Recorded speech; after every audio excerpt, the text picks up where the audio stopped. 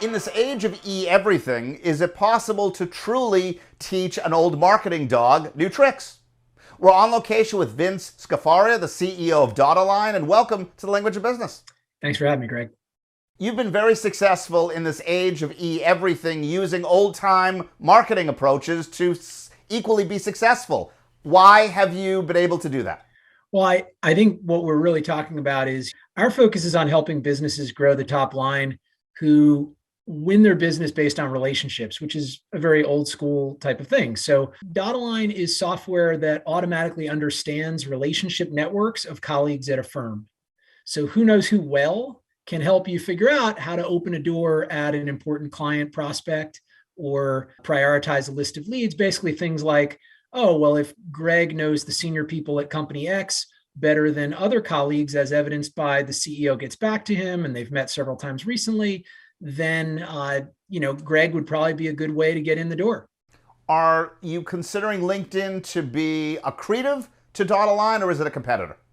Oh, I mean, well, there's no really, frankly, competing with LinkedIn. It's certainly accretive. LinkedIn does a really nice job of helping understand the external, like I call it your second and third degree connections. But you don't really know who knows who well. It's kind of, you could have just collected a business card. What Datalign does is it measures strength of relationships and it grabs things like your job title from your signature block of an email. It's able to do that because it's a private in-house secure system that runs within the enterprise against sources like email and calendar without sending data to any external place. So it has access to those kinds of data, which LinkedIn just doesn't have access to. It's not lost on me that in listening to you, your customers potentially have a 30-year age range. If somebody were starting a business like yours, what single piece of advice would you give them blending old school versus new school media and social media outreach? Well, I think there's something that's truly timeless, which is building connective tissue and collective intelligence. I mean, you've got an enterprise and it's meant to be more than the sum of its parts. So if you're selling into businesses, they really want to leverage their collective assets. And so that's something that your customers are going to want to be able to do that in every way, including helping them sell. And speaking of, if you're helping a business to grow the top line by leveraging their connective tissue, those collective assets, that can be a good way to go. You mentioned that building connective tissue amongst different members of a team is so very important. How has that been impacted by the war in Ukraine? Well, I've certainly personally been impacted. I have team members there, and it's just extraordinary what they're going through. But I think more broadly, if I could just take the question up a level, I think business leaders are not really doing enough to talk about what's going on in Ukraine and really about fascism and democracy in general, which I don't consider partisan topics. I think what's going on right now is just something that employees want to hear about. They want to know that the company cares about people, about stakeholders, about world events. And I think that digital technologies are allowing people to really bridge together and quickly set up things like ukrainenow.org, where there's 1,500 people who just came together in the last several days, and we're trying to figure out how to deploy resources and who can be helpful and so forth. So it's really amazing what digital technologies do allow in terms of connecting people in pro-social ways. It seems that recently we've lost relationship building as an art. Is Datalign trying to get things back on track for us? Well, it's interesting you say it that way because that's actually how I started the company. I looked at my LinkedIn, I had 1,200 people in there, and I said, well, now what? How many cups of coffee can I possibly have in a week? And how do I know who needs help with what? And, how do I connect the dots for the people who I care about or who might care about me? And I just felt like there was a lot of potential energy that was not being made kinetic. More generally, to your question, I am actually appalled at how people who should return phone calls because, you did something for them and they won't even return your call in the future and stuff. I mean, I think it sort of speaks to a little bit of a loss of civility in society. And, I think my Nona would have something to say about that if she were still with us. Vince, where do you think the opportunity lies moving forward between marrying human interactions and technology? What should happen is we should have human-centric tech that treats each individual as the customer, not as a source of data to be mined. Every extractive business ends up where you have problems, whether you're extracting oil and gas and creating externalities there, whether you're extracting personal data and, selling someone an ad. And this economy where our data is harvested to then in turn manipulate us is upside down. There's every reason in the world we should simply pull the appropriate ad, for example, or more broadly, what is an ad but it's really just an economic opportunity that I might be interested in. So why not have my phone light up in the morning with various economic opportunities that I might be interested in? The fact that I'm a bricklayer and someone needs bricks laid, and on and on. There's an opportunity for a decentralized model that I don't think needs Web3 and blockchain, and that is pro-social. Because if you just create something decentralized, you could have anarchy and chaos. How do I even know that I'm dealing with real humans? If I'm not tied within a single corporate network that validates folks. Those are solvable problems. I'm surprised that big tech hasn't tried to solve them. And I think the first thing we'll hopefully see is things like a personal cloud device that runs private apps like my desktop used to. I think we need to move to more thoughtful models for interactivity. First degree CRM tends to be the holy grail. Is that consistent with your original vision for Dot Align and how the company is being operated today? So CRM, when you say it's the holy grail, it is true that businesses want a single source of truth, but it's also true that not all valuable and useful information should be in that CRM, actually. Some of the most interesting business use cases are things like which of my Facebook friends or people I'm really close with on my Gmail are working at companies that we are interested to target, right? That's an example of bringing multiple worlds of data together. And there's no way I want my Facebook and my Gmail, necessarily sitting in my corporate servers. So I think there's an opportunity to really connect people more broadly and across a constellation of related firms or advisory networks. And that's only possible if you lose this model of we need a single central hub. So we built Dot Align with this idea of privacy-first software where there's a private lockbox for analysis of your data set, and then you can choose what to share with colleagues. Really, we shouldn't have to park all our data with Zuckerberg.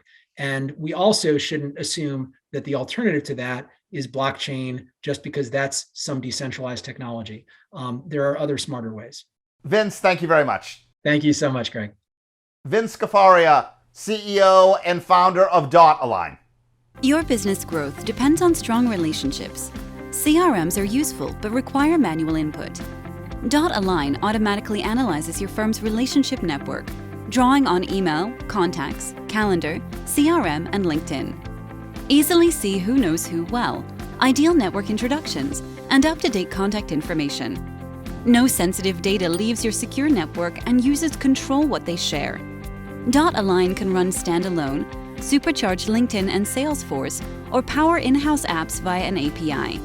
Book a demo now.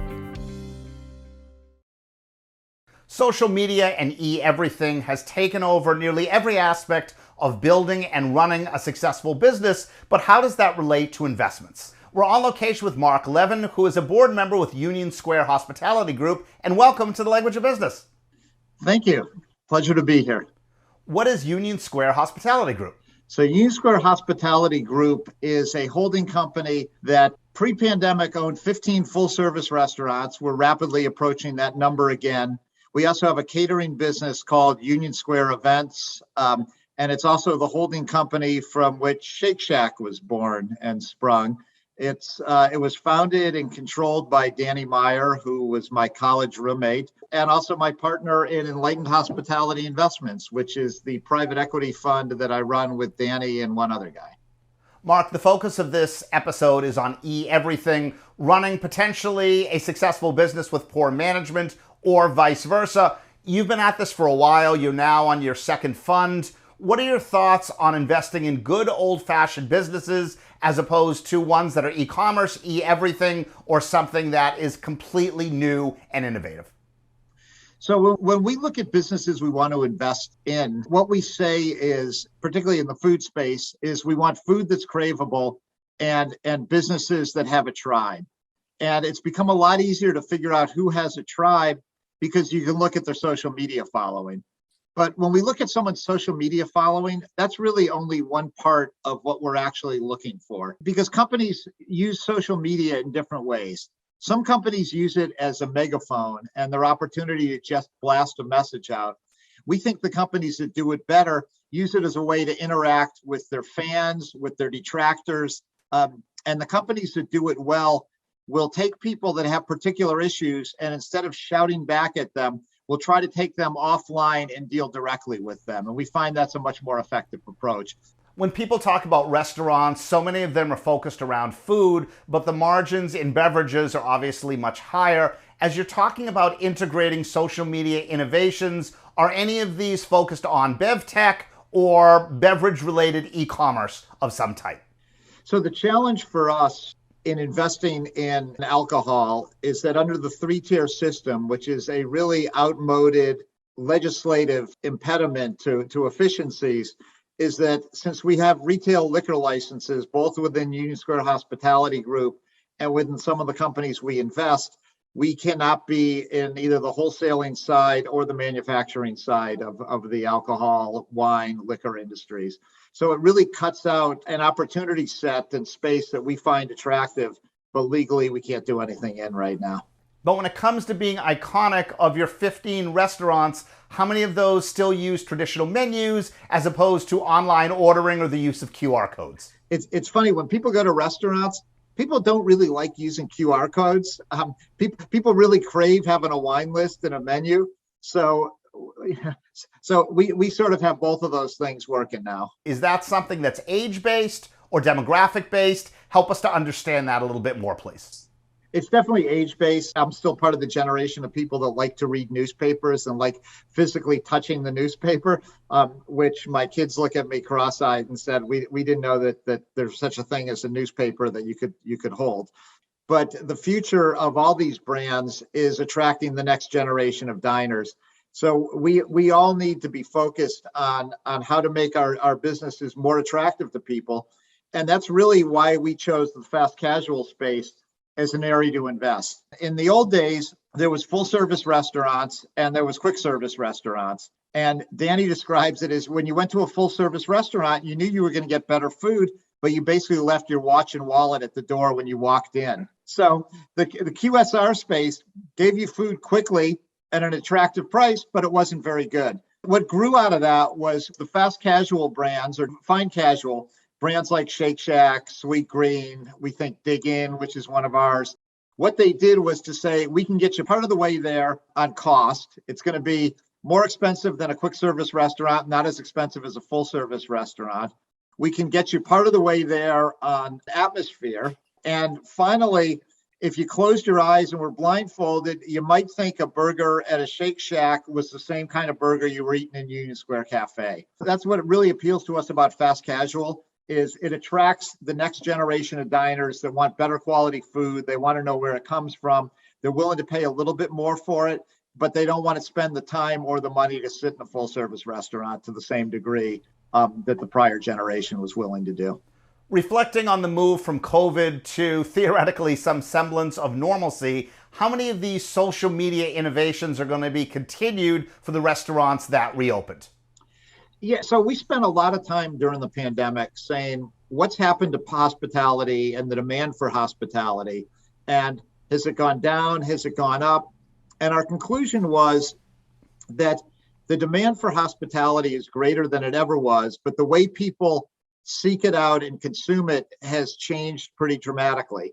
We made an investment in Clear, the airport screening company that started a business called Health Pass to monitor people coming in and out of the restaurants, and came to the conclusion that one of the ways people seek hospitality is through safety and physical safety for themselves and their families. So we thought that was an interesting play. We made an investment in a company called Goldbelly, which you may or may not know, whose business exploded during the pandemic. When people couldn't travel, couldn't go to the beloved restaurants around the country and have meals with families and friends, this was one way to bring those memories back by ordering food from sort of iconic restaurants around the country. And then Goldbelly turned around and set up, that's mission is really to restore about 100 iconic restaurant brands that disappeared during the pandemic. Mark, thank you very much. My pleasure. Mark Levin, a board member with Union Square Hospitality Group and the managing director of Enlightened Hospitality Investments. Are you a problem solver? Do you see the big picture and the small details? Want to turn big data into big decisions? Take AI to the boardroom. Translate rocket science into the science of business? Build your career at digital speed with a Master of Science in Business Analytics. Be ready for careers like analytics consultant, data science, analytics strategist, data translator, BI analyst, technical business analyst. 10 months, and you're in business analytics. No matter where you look, everyone's talking and using their phones as an appendage. But what about good old-fashioned non-social media technology? Can it still transform a business, even in the decade of the 20s? We're on location with Niva Haber from Boston University. Welcome to the Language of Business. Thank you for having me. Excited to be here. What are you currently studying in school, and what college are you attending at BU? Yes, I'm a senior at the College of Arts and Sciences. I'm studying neuroscience. So the focus of this segment is how non-social media still is able to transform a business technologically. Can you give us an example from maybe one of your internships or potentially preparation for your full-time job? So I think the place where this is most applicable was this past summer working at Johnson & Johnson. And what I did was I worked with the brands, seeing what kind of updates and new things that they were working on. On the flip side, worked with a lot of the software development team and to see what kind of projects they could do to help with what the brand was aiming to do. It's called solution architecture, but essentially I was facilitating the communication between the brand team as well as the software engineers. How about as a senior in the classes that you're taking, what's the interplay between social media technology and non-social media technology from a pedagogical perspective? I guess in my science classes, especially the neuroscience ones, there isn't too much going on in terms of social media technology, but we do have a largely based topics in our curriculum for non-social media technology. So we learn a lot about different kind of research methods and different technologies for how we can collect information about our brains and analyze that in a research setting. So that includes MRIs or PET scans. And then on the flip side, we also do a lot of computational neuroscience, which essentially you take biological processes that are occurring in your brain and you try to model this in a computer. And we learn to do this using MATLAB, which is a coding language and a type of technology. Where do you think your parents would come out on this debate? Given that they're older than you are they still mired in good old-fashioned non-social media technology, or do both of them have a Finsta as well as an Instagram account? I will say I am definitely more on social media than my parents. However, I do think that they can understand the power of social media technology. However, I know that my mom still really values the non-social media technology. She's a professor and she uses AR and VR technology to teach her students different types of business skills in her classes. So they would kind of go in a virtual setting and practice public speaking. And that way, when they're in a real crowd, they're able to public speak better. So there's still ways that you can kind of value the non-social media technology. And my mom definitely has that kind of sense that I do as well and was able to incorporate it in her industry. Niva, global technology arbitrage is at the heart of pretty much any company, whether it was your J&J internship or you work with Tamid in Israel. What's going through your head right now in terms of what's exciting you moving forward?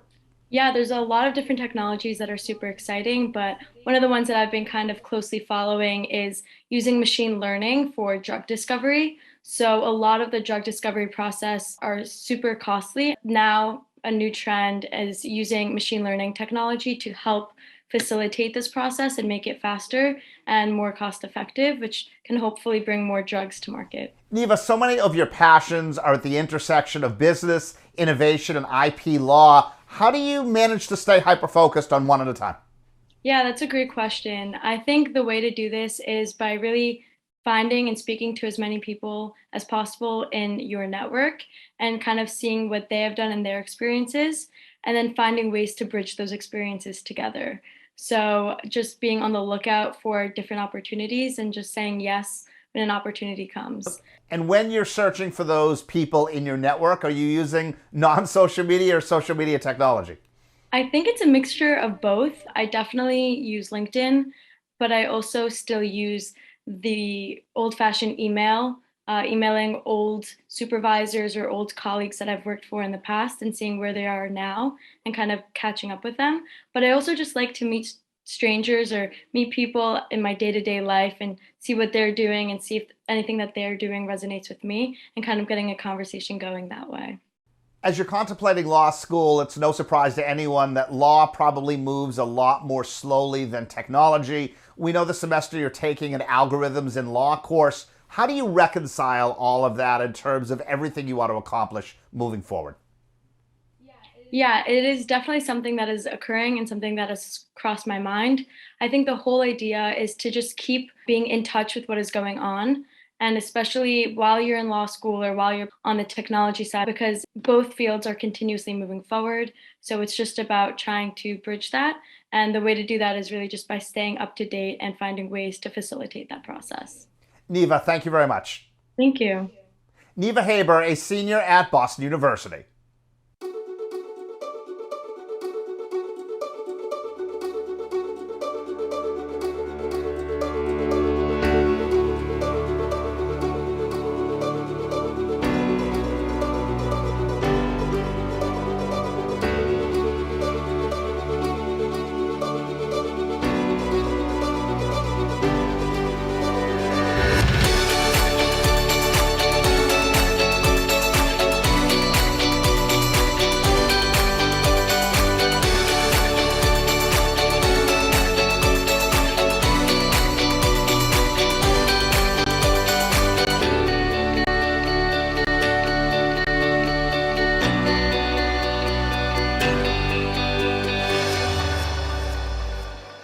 How likely is it for older professors to teach their newer students the latest tricks when it comes to PR, or is tradition still tradition?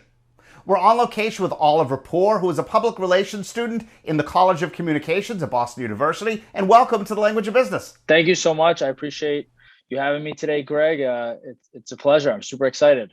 Oliver, what are the latest innovations you've learned in the past couple of years studying communications at Boston University? I think one of the main innovations is through earned media. For years now, we've realized that businesses have tried to gain customers through their own content. You know, when Facebook was created, when Instagram was created, you could see kind of companies trying to dominate their own scene. But through earned media, which I've learned in PR, the aspect of getting your customers and your community base to reach their own communities, to get them as new customers and new people across, your own networks. That is truly what the innovation is. It's nothing new, but it's really all centered around this concept of listening to your customers and listening to your communities. Is it a matter of people earning one another's respect, or are you defining earned media in a different fashion? There's definitely different areas of context within it. Earned media is, of course, earning, the customer's respect, absolutely. But it's also, it's building that relationship. And that's exactly what public relations has taught me. It's the fact that without any relationship, we are nothing to the customer and the customer is nothing to us. And things are becoming less transactional. And more about relationship building, creating that long-term connection. In your past two internships and your future job at Luminance, is there something that you wish you had learned in class but haven't studied so far? I'm going into an account executive role, so I'm going to be in artificial intelligence sales. One thing that I wish BU had was a sales program here. I know every single company has their own way on how they want to sell. For example, when I was working at Paycom, it was payroll sales. It was very much a hustle mentality, as sales is as a whole. But when I was working at Sprinkler, during my junior year spring, it was relationship build selling. So it was very different. But these are the types of things I wish I could learn, across maybe a sales minor that could have been there. So I don't have any regrets or anything that I was like, oh, I wish they had this. But if they did have it, I definitely would have taken a hard look at it. As you think about your core and elective classes that you've taken in the past couple of years, how many have focused on traditional PR concepts, or rather social media or e-commerce instead? Yeah, I think a lot of my core classes to begin with, like Introduction to Public Relations class, they were teaching me the skills you needed in order to understand what public relations actually is. And there's many different aspects of it, but without being able to understand the basics, you're not going to be able to become an expert. Then how would you define public relations in the here and now? Now that we're coming to the tail end of the pandemic, things are starting to open up. And as you can see, companies are starting to take a step back to do more research in order to understand further what their customers' needs and wants are. Because without understanding the customer, without researching the customer, and without even speaking to the customer, we're going to be an unsuccessful business moving forward. I think in all aspects of that, great example, Boston University, we are constantly listening to what our prospective applicants are saying, what our students and parents are saying, and what our alumni are saying, along with our faculty and staff and administrators. I think that is where the decision-making comes in order to say, okay, what's BU going to look like next academic year or in 5 academic years? I think that's the same aspect here. So public relations at its core, I think it is centered around that relationship building between the customer and the business. Oliver, thank you very much. Oliver Poor, a soon-to-graduate student from the College of Communications at Boston University. Support for the Language of Business is from Boston University Questrom School of Business. We're also available as a podcast on Spotify, Stitcher, Google Play, or wherever you get podcasts. Thanks for watching.